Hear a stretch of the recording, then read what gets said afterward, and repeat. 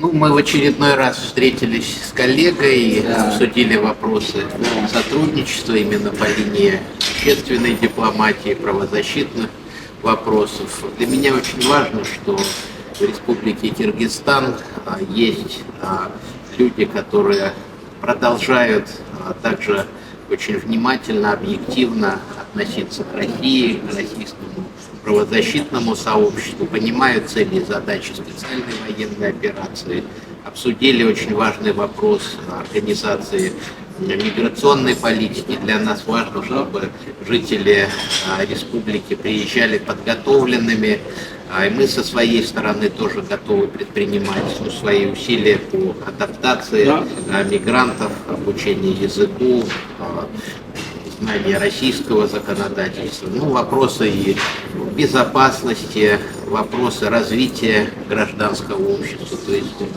мне, как правозащитнику, который бывал в республике, в Бишкеке, очень важно, чтобы поддержать вот этот курс развития экономики, социальной сферы, но в то же время, чтобы и власти республики уважительно относились к правозащитникам, к журналистам, обеспечивали свободу самовыражения, обеспечивали условия для работы. Я надеюсь, что наши контакты будут продолжены, и вот в ближайшие дни состоится встреча с председателем Совета при президенте по развитию гражданского общества и правам человека Валерием Александровичем Фадеевым.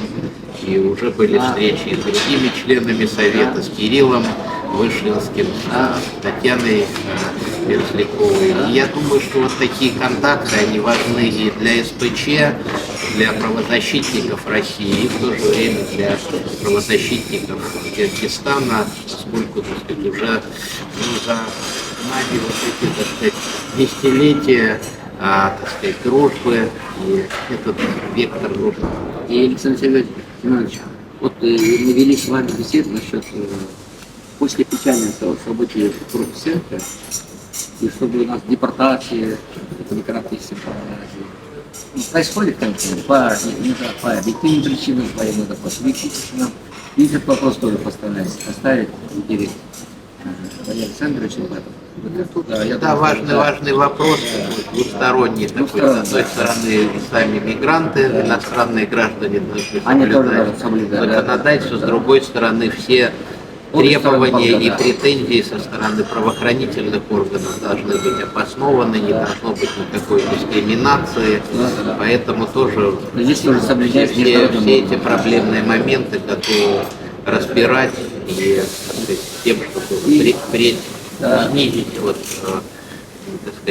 эти проблемные случаи. И вот мы с вами договорились, я думаю, что и руководители Совета по правосудию постарались информировать, что вы тоже приехали в Киргизстан с визитом. Я думаю, была встреча с вами. Было бы полезно организовать такую поездку и членов Совета, и партнерских правозащитных организаций, с тем, чтобы посмотреть, как развивается гражданское общество республики, завязать новые контакты.